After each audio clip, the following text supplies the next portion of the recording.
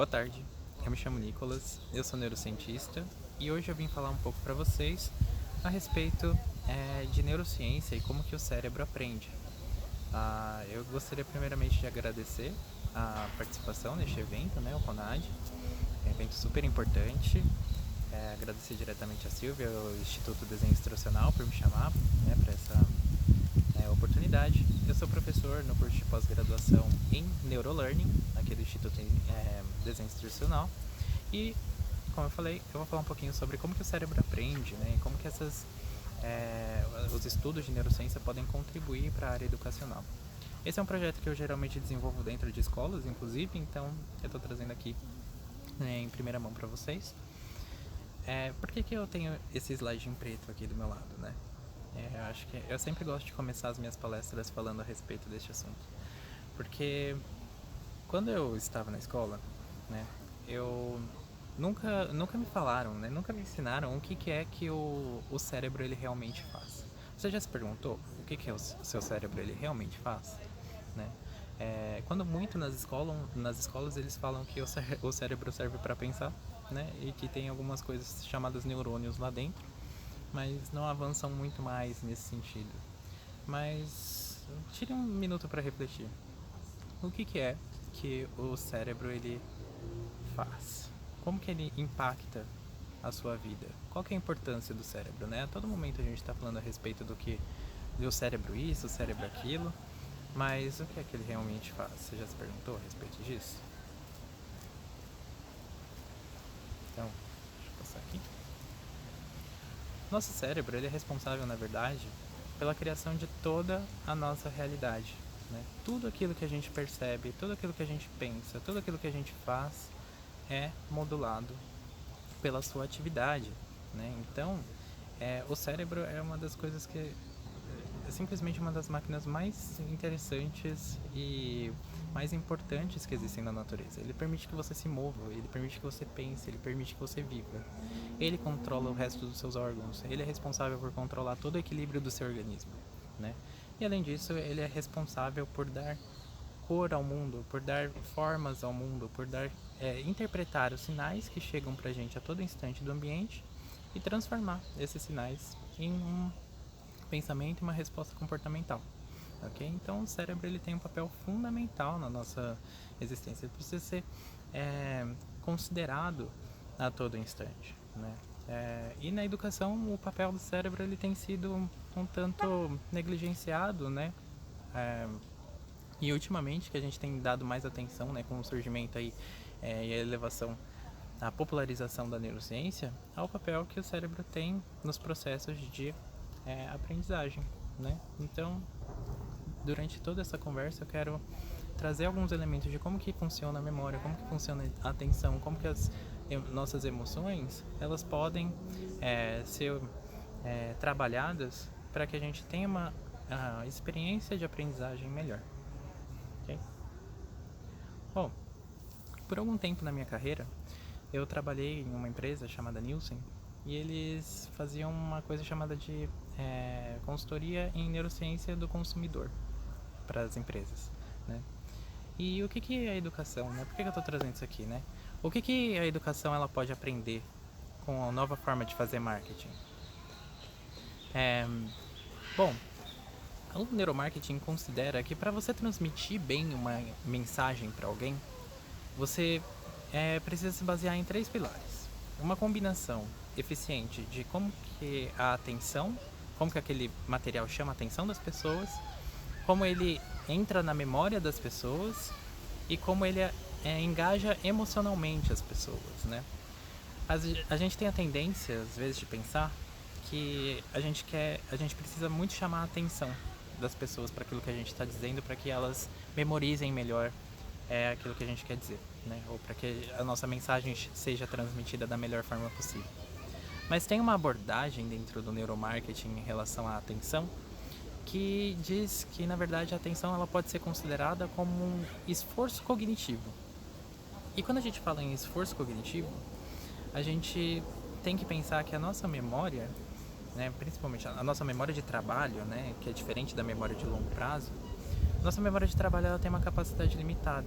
né? É onde correm os nossos pensamentos. Então, quando tem muita coisa ocupando o foco dos nossos pensamentos, a gente não consegue apropriadamente memorizar aquele conteúdo depois. A gente não consegue lidar com todo esse volume de informação ao mesmo tempo.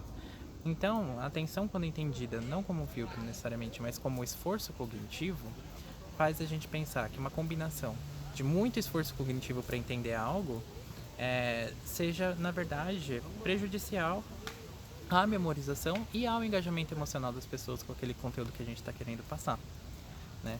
Por outro lado, se a gente quer mais memorabilidade para as coisas que nós queremos falar, nós precisamos pensar numa maneira de engajar emocionalmente as pessoas com aquele conteúdo que a gente está querendo tratar.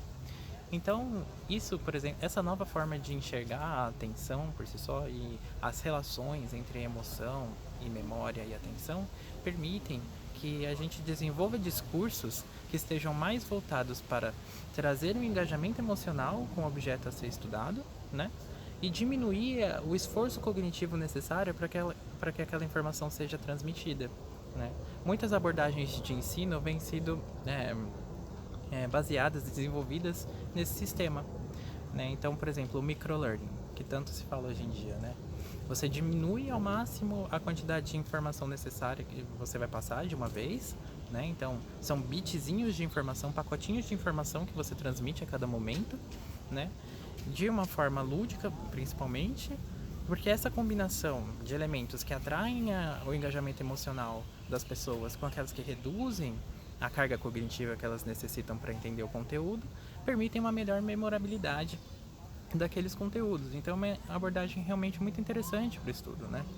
Diferente, por exemplo, daquelas aulas clássicas de 40, 50 minutos, às vezes 2 horas, por exemplo, nas universidades, onde você é empurrinhado de uma quantidade de conteúdos absurda e boa parte daquele conteúdo simplesmente se perde um pouco depois que você começa a estudar, né?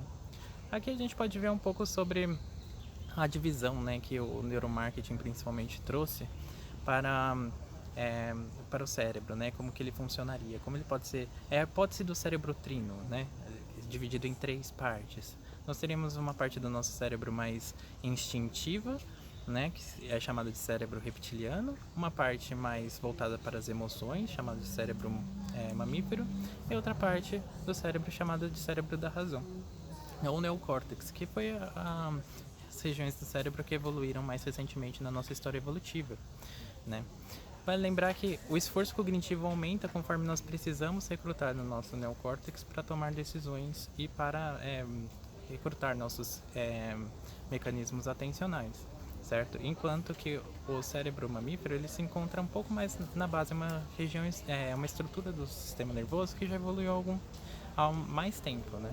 Então ele já possui mecanismos de aprendizagem embutidos nele que são interessantes da gente utilizar na hora de transmitir algum conhecimento, alguma habilidade para alguém, né? Nessa região do cérebro mamífero, por exemplo, se encontram os tais dos núcleos da base, que são fundamentais para o processo de aprendizagem e formação de hábitos, inclusive, né? Memórias implícitas, principalmente, que são procedurais muitas vezes. Então, por exemplo, você saber andar de bicicleta, esses conhecimentos que a gente adquire, essas práticas que a gente nunca perde, na verdade, elas ficam inscritas nesses programas motores dentro dos núcleos da base, né? Enquanto o neocórtex ele é mais responsável pela nossa lógica, pela nossa razão, nosso conhecimento factual a respeito do mundo, né? E ele requer mais energia para que funcione. Então, ele exige um maior esforço cognitivo, né, dessa parte também. Mas é bom lembrar que todas essas estruturas elas funcionam em conjunto e a gente precisa entender a nossa biologia para que a gente possa transmitir melhor conhecimentos e informações para os nossos alunos. Bem, como que a memória ela funciona, né, basicamente? Por que eu trago esse slide para vocês? Nossa memória ela tem algumas funções, né? Uma forma de funcionamento baseada na aquisição de novas memórias, aquilo que a gente chama de aprendizado, a formação de memórias, né? A gente tem a fase que essas memórias que foram adquiridas elas vão ser transferidas para a nossa memória de longo prazo, né? Em onde elas serão conservadas, e por fim nós temos o processo de evocar as memórias. E quando a gente evoca uma memória, a gente chama essa memória de uma lembrança, certo? O processo educacional, pelo que eu tenho visto e pela minha experiência durante toda a minha formação, é muito focado no processo de aquisição da informação, né? Essa fase de aprendizado. Mas, quando a gente quer utilizar um conhecimento na prática, a gente está focando num processo de evocação da memória. Então é necessário que a gente treine mais, durante o processo educacional como um todo, as situações onde nós precisamos evocar as memórias, mais do que o processo de aquisição de memórias, né? Eu sinto que boa parte do momento a gente forma especialistas em adquirir memórias, mas não em evocar essas memórias e utilizá-las na prática. Então, conforme nós treinamos uma habilidade, nós nos tornamos melhores nela, mais proficientes nela.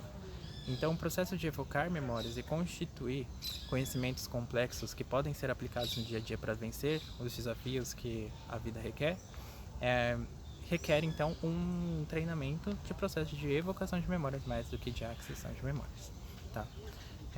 Eu tenho que falar resumidamente, porque na verdade essa é uma palestra que eu levo 1h30, 2 horas para falar. Eu só tenho 20 minutinhos, então eu preciso correr um pouco.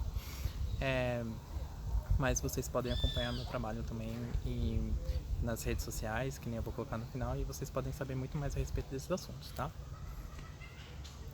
Opa, probleminha com o slide. Opa. Ok. Vale lembrar que as nossas memórias também, elas não são um retrato fiel da realidade, são uma tradução dela.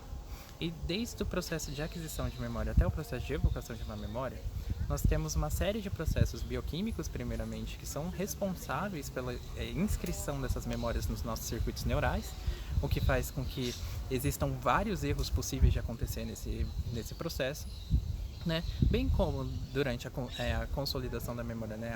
A formação das memórias, a sua consolidação na memória e durante o processo de evocação, possa acontecer algum erro de processamento que faz com que a memória que a gente evoque não corresponda necessariamente àquela que foi codificada no nosso cérebro. Tirando isso, a gente precisa dividir os elementos do ambiente, né, do estímulo que a gente está querendo codificar, em algumas partes que façam sentido pra gente. E somente algumas dessas partes vão parar na nossa memória, né? Então, a gente pega recortes de realidade, recortes da nossa vida e grava nesse filmezinho dentro da nossa cabeça. Só que esse filmezinho, ele é sensível ao contexto em que nós estamos, ele é sensível ao humor que nós temos num determinado momento. Enfim, ele é sensível a diversas situações que promovem uma memória no final, uma memória a ser evocada que não corresponde exatamente àquela memória que foi codificada, né? O processo de lembrar de algo é um processo ativo, é um processo criativo, inclusive, né? O cérebro, ele constrói histórias a todo momento, né? E nos momentos em que ele não tem informação suficiente para construir uma história, ele completa, né? Então, nós temos casos, inclusive, de falsas memórias, né? É possível induzir memórias em pessoas. Inclusive, isso tem sido feito em laboratório para tratamento de estresse pós-traumático, por exemplo. Então, enfim, é possível induzir essas memórias nas pessoas que não correspondem necessariamente àquilo que elas realmente viveram, né? Mas manipulando alguns detalhes de informação, é possível criar nelas um sentimento de que elas viveram algo que elas ainda não viveram anteriormente. E o processo educacional, ele precisa se atentar a esse tipo de propriedade da memória, como ela funciona, né? Principalmente sobre o processo de evocação das memórias. Bom, além disso, a nossa memória, né?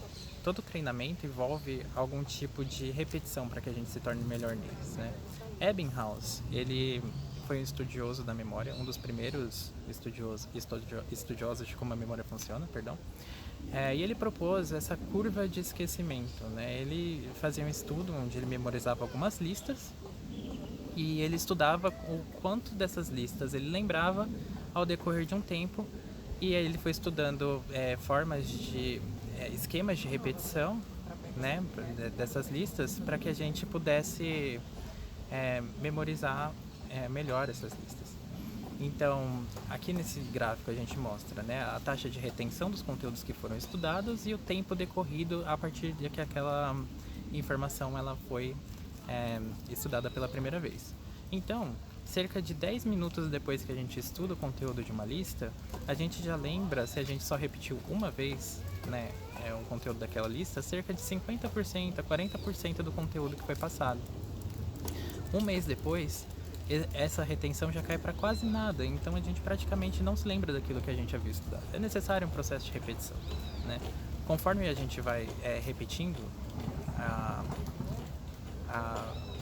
o processo de memorizar essa lista, a gente vai melhorando a nossa capacidade de se lembrar de algo. Por exemplo, se uma hora depois a gente decidir reestudar aquela mesma lista, quando se passarem mais de 10 minutos depois que a gente tentou memorizar, a gente vai lembrar de quase 100% da lista. 24 horas depois, que a gente vai ter um processo de esquecimento aí, de cerca de 50% do conteúdo daquela lista. E depois de um mês, pelo menos 10 a 20% daquele conteúdo que a gente estudou, ele estaria presente na nossa memória de longo prazo, ele estaria disponível para evocação nessa memória. E se a gente fizer um esqueminha onde a gente estuda um determinado conteúdo, depois de uma hora a gente dá uma revisada nele, revisadas mais curtas, tá? Não é necessário revisar todo o conteúdo, mas somente aquelas partes que são cruciais. Se um dia depois a gente estudar de novo, uma semana depois de novo e um mês de novo, a nossa retenção ela sobe no longo prazo para mais de 50% daquele conteúdo que foi estudado e cada vez melhora ainda mais, certo? Então o processo de repetição ele é sim importante na educação, ok? Mas ele não é somente o foco que precisava ser atentado, né? A gente precisa prestar atenção nas condições de criar engajamento emocional, né, nas nossas situações de aprendizagem, porque, como eu falei, a memória ela é um processo que depende de contexto, certo? E as pistas do nosso humor, as pistas das nossas emoções, do momento da codificação, servem como auxílio para os momentos em que a gente vai evocar as memórias depois. Ok? Então, como eu falei, a gente pode pensar num planejamento de estudos com base nisso, né, para ser aplicado na prática, onde no dia primeiro a gente estuda os conteúdos, né, e faz uma revisão imediata. Depois a gente estuda o conteúdo do dia 2 e revisa do dia primeiro. Depois de uma semana a gente vai estudar os conteúdos do dia 8, revisar os do dia anterior e revisar os da semana anterior, né, então revisar do dia 7, revisar do dia 1. E assim por diante, até que depois de um mês a gente faz uma última revisão daquele conteúdo, né? A gente estuda o conteúdo do dia 31, então revisa o do dia anterior, que é o do dia 30, revisa o do dia 24, que é de uma semana antes, e por fim revisa o do dia 1º, que aconteceu 30 dias antes. Isso permite que a gente tenha um recall melhor daquelas memórias que estão sendo formadas, certo? Por fim, aqui eu gostaria que vocês entendessem que conforme o grau de complexidade do processamento de informação, né, a profundidade do processamento da informação que a gente dá para o conteúdo que a gente está estudando, a nossa memorabilidade também se torna melhor e a gente aprende melhor aquele conteúdo, tá? Então a gente aprende menos quando a gente está numa atividade somente leitura, ou ouvindo alguém falar, ou processos passivos, como observar, ver e ouvir as pessoas falando, como uma aula expositiva, por exemplo, do que se a gente se engaja ativamente com aquele conteúdo que a gente está precisando memorizar. Então, se a gente discute aquele conteúdo com os outros, se a gente bota na prática aquele conteúdo, bota a mão na massa, né, para fazer realmente algo com aquilo que a gente está aprendendo, e principalmente se nós estamos ensinando as outras pessoas a respeito de um determinado conteúdo, a gente aprende muito mais, tá? Existe um modelo de memória baseado na ideia de graus de processamento de informação, de nível de processamento de informação. E quanto mais profundo o processamento da nossa informação, quanto mais engajados nós estamos com aquele processo, maior a nossa memorabilidade. Ok? Então, fazendo um apanhado geral aqui para vocês, lembrar que o que é importante no processo de aprendizagem que a gente podia aplicar imediatamente é tentar criar ambientes, né, e experiências de aprendizagem que engajam emocionalmente a nossa audiência. A gente precisa respeitar o pensamento intuitivo e individual, afinal de contas, o cérebro de cada um cria a realidade de uma forma ativa que é diferente entre indivíduos, ok?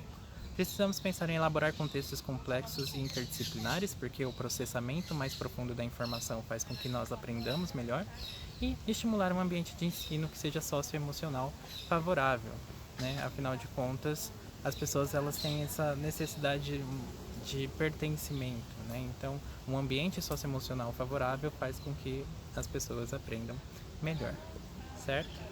Então, eu gostaria de lembrá-lo sempre de que ensinar é o privilégio de aprender mais e mais a cada dia.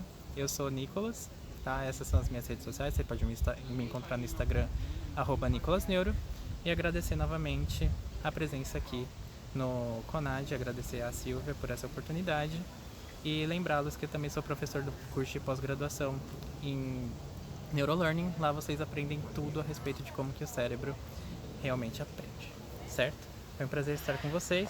Até a próxima.